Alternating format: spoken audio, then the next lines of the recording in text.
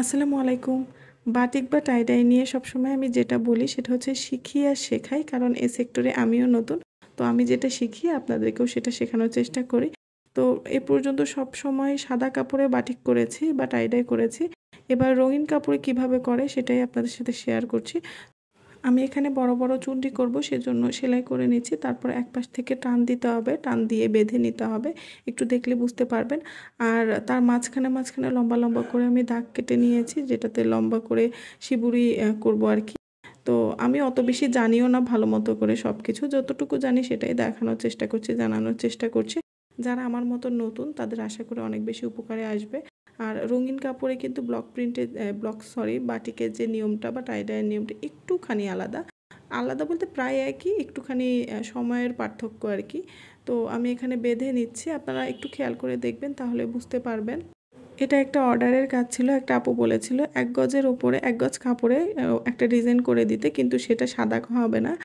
Colourful কোনো একটা কাপড় হতে হবে। তো আমি সেটাই চেষ্টা করেছি। এর আগে কালারফুল কাপড়ে কিন্তু করিনি। তো এবার করার চেষ্টা করেছি। আমিও দেখছিলাম আসলে কেমন হয়। অনেক সময় ভ্যাট কালার দিয়ে কালারফুল কাপড়ে করলে পুরা কালারটাই সাদা। যে কালারফুল কাপড় সেটা সাদা হয়ে যায়। তো আমিও একটু ভয়েই ছিলাম যে কতটুকু কি করতে পারি দেখি। এভাবে আমি সবগুলো বেঁধে নিয়েছি আর এক পাশের কাপড়টা কুচির মতো করে গুছিয়ে তারপরে সুতা দিয়ে পেঁচিয়ে বেঁধে নিয়েছি। আর মাঝখানের যেই লম্বা লম্বা যেই দাগটা দিয়েছিলাম সেটাতে আমি সেলাই করে এক পাশ থেকে টান দিয়ে শুধু গিট দিয়ে দিয়েছি, সেখানে আর পেঁচাইনি। আর এবার আমি কিছুক্ষণ পানিতে ভিজিয়ে রেখেছিলাম যাতে কাপড়ে যে মার সেটা চলে যায়। এবার আমি এর মধ্যে ডাই করব, সেজন্য কস্টিক, হাইড্রোস আর দিচ্ছি হচ্ছে রং। যতটুকু রং দিতে হবে তার ডাবল দিতে হবে কস্টিক আর তার ডাবল দিতে হবে হাইড্রোস। তো সব মিলে ফুটন্ত গরম পানিতে কিন্তু দিতে হবে। তারপরে আর এটা কিন্তু আমি যেই কাপড়টা সেটা নর্মাল যে ভয়েল কাপড় সেটাই দিয়েছি, বাজারে যে পাওয়া যায় ৮০ টাকা ৭৫ টাকা গজ সেই কাপড়টা। অনেক সময় যে ভ্যাট রং সেটা নষ্ট হয়ে যায়। তো রংটা ঠিক আছে কিনা সেটা বোঝার একটা উপায় আছে।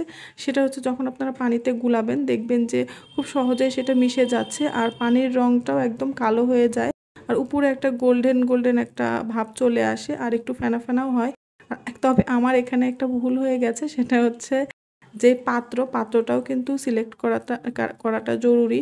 প্লাস্টিকের পাত্রে আপনারা করবেন। আমি দেখতেই পাচ্ছেন রাইস কুকারের যেই পুরাতন একটা যেই বাটি ছিল সেটার মধ্যেই করছি। তো যার ফলে নিচের যেই লেয়ার থাকে ননস্টিকের বা কিসের জানি না সেটার সাথে বিক্রিয়া করে কেমিক্যালটা ওটার সাথে একদম ঘন হয়ে গেছে, ফেনা হয়ে গেছে। বুঝতে পারিনি প্রথমে কি ব্যাপার, এরকম কেন হচ্ছে। পরে যখন ধোয়ার পরে দেখি যে ওর পাত্রের যে নিচের যেই সেটা পুরো সাদা হয়ে গেছে।